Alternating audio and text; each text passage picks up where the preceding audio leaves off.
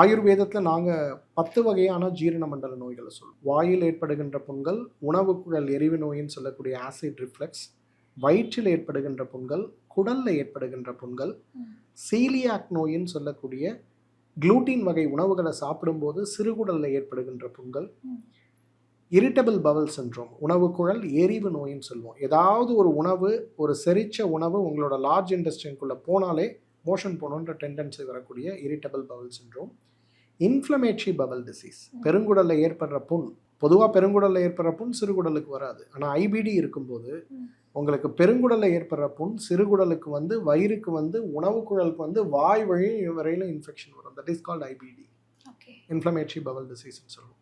Ulcerative colitis, கோலனில் இருக்கக்கூடிய புண்ணால் ஏற்படக்கூடிய, பித்தப்பையில் ஏற்படுகின்ற கற்கள், அதே போல் மலச்சிக்கல்.